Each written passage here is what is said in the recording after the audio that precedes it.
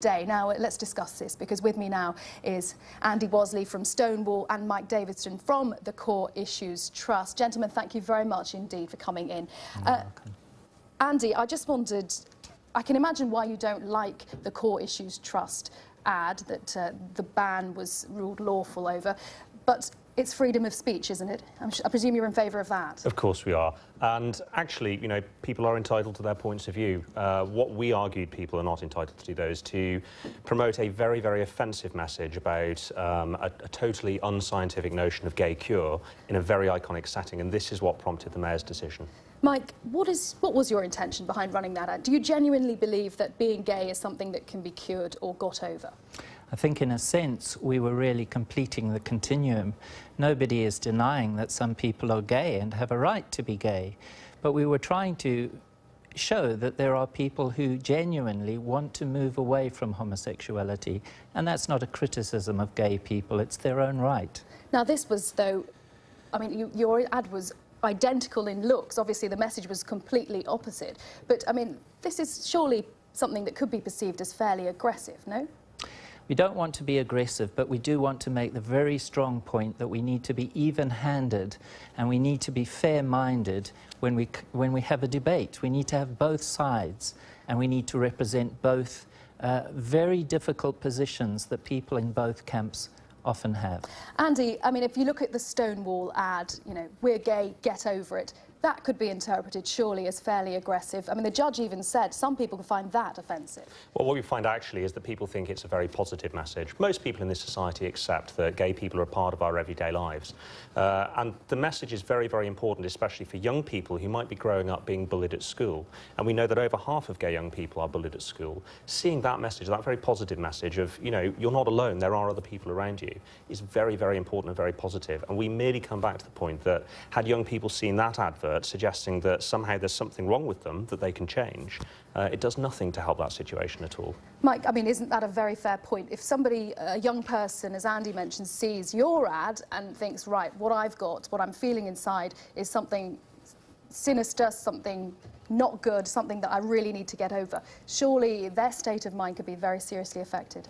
I think it cuts both ways, because I think if an individual wants to move away from homosexuality, he really needs to be given all of the options available to him. So a young boy in a high school in Great Britain who has homosexual feelings needs to be told one option is to identify as gay and to follow that through, but other options are to consider the choices around homosexuality. You're talking about it as a choice. I mean, some people would completely reject that.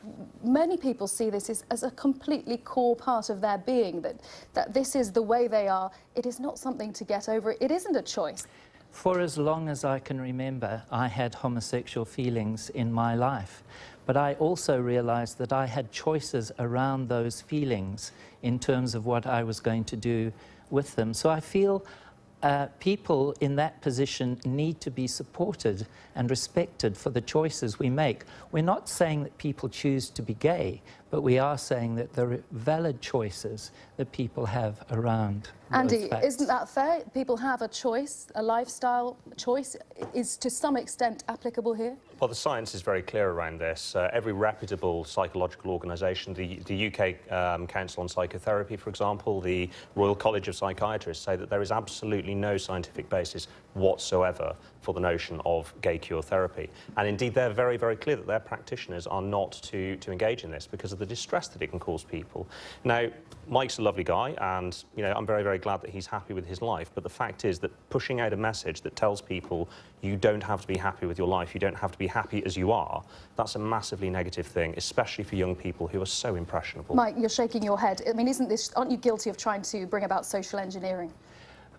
We guilty of bringing about social engineering? No. I think what we are wanting is genuine debate where we can interrogate the issues, the important issues that I think Andy is raising. If it's really true that every single scientist in the country and around the world has closed down on this issue, then I would say case closed. But that's not the truth. For example, There are at least 3 former presidents of the American Psychological Association who have argued strongly that there is a very powerful ideological takeover of that particular movement. So surely those are the claims we need to interrogate and put on the table and honestly deal with. And where things are true, we accept those. But to close down on debate and call people homophobic or hypocritical because they adopt the position I have, I think is completely counter free speech and the freedom that Great Britain is known for. Andy, very, very briefly, 10 seconds from you. Well, I should be clear, I've never called Mike a homophobe, and I hope you wouldn't think that I had. What's absolutely clear here is that we are having this debate. We're on global TV discussing this issue. The place to have that debate is here. It's through the media. It's not from the sides of buses. OK. Andy, Wasley and Mike Davidson, we really appreciate your time. Thank you very much, gentlemen, for coming in.